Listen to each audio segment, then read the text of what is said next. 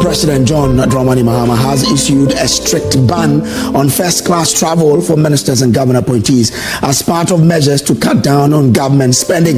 He has directed the Chief of Staff to formally notify all officials of an immediate ban on non-essential travel. Any essential travel trips must be approved first, and even then, no first-class luxury. Speaking at the swearing-in of 17 new ministers, the President emphasized the need for modesty and fiscal discipline in governance. I must, however, remind you of the same caution I sounded to your colleagues who have already taken office, that the hallmark of this government will be modesty and respect for the Ghanaian people. There will be no room for arrogance and pomposity in this government. The resources that you'll be working with belong to the Ghanaian people who put us in office. Those resources are not to be wasted on opulence and extravagance. I've asked the Chief of Staff to write to all government appointees that I've imposed a ban on non-essential travel forthwith to cut down expenditure. Any travel that is deemed essential and necessary must be cleared first with the Office of the Chief of Staff, and such travels will have to be undertaken in modesty, no first class.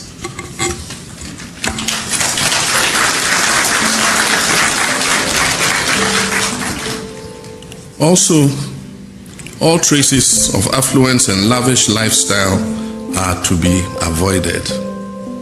The people of Ghana are enduring difficult times occasioned by hardships resulting from the economic mismanagement of the last 8 years.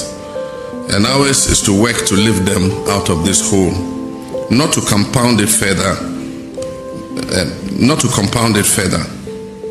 On Monday, I'll be receiving the report of the committee I set up to prepare the way for the implementation of Operation Recover All the Loot, ORAL. Upon receipt of this report, appropriate action will be taken against those who are deemed to have acted against the economic and financial interests of this country through corruption and related acts.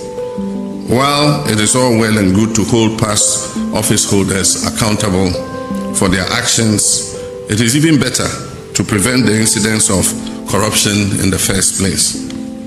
And as I've already indicated many times, I'll be holding all my appointees in this government to the strictest standards of accountability to ensure that the mandate and resources entrusted to us by the people of Ghana go only into working for them and improving their standards of living. Well, Foreign Affairs Minister Samuel Okudzeto-Ablakwa says the new ministers will live up to expectation. We will not let the chiefs and people of Ghana down. We know expectations are high. We are conscious of that. And this emphatic victory that President Mahama received, the lesson there is that if you fail to meet the people's expectation, you will be punished at the polls. And we commit that it will not be our doing that the NDC will not continue to be the favorite party of the people. We will continue to serve and make sure that we meet the high expectations of the people so that we can create prosperity, create wealth, and create opportunities for all Ghanaians. We shall serve everybody, not only members of our party or members of our family. We will render diligent service to all Ghanaians, irrespective of where they come from, their background, or their political ideologies. So on that note, His Excellency President John Mahama and Vice President Professor Nana Jenopoku-Agyemang, we are ready to serve, we are ready to reset this country, and be rest assured, Your Excellency, we shall not let you down. Thank you very much.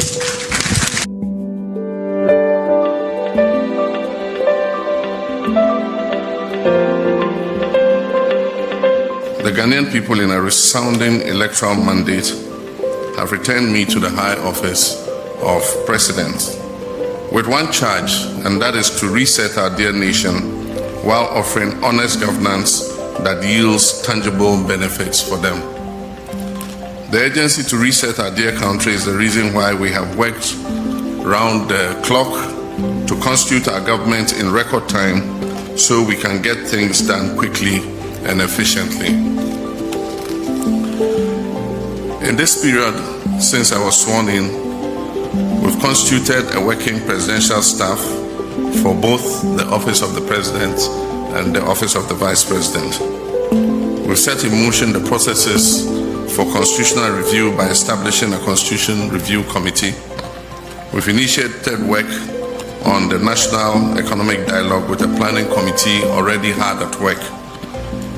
We've announced the promised National Education Review Dialogue Committee. We began the National Tripartite Committee negotiations with a view to setting the base pay and minimum wage. We've announced the 2025 Hajj fare, which is 13,000 Ghana cedis cheaper than what it was in the last year, among others. We've gathered here again today to witness the induction into office of 17 ministers who have gone through vetting and have been approved by Parliament.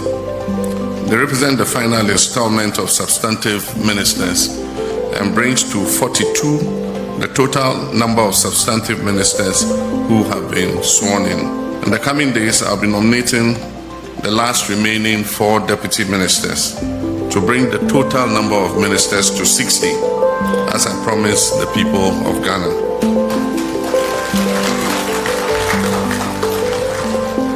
Indeed, we have proven that it is possible to have a lean and efficient government, but that is the easiest part of the job. An efficient government will not make itself. It requires strategy, creativity, innovation, intentionality, and hard work. And I therefore expect nothing but the very best output from all of you.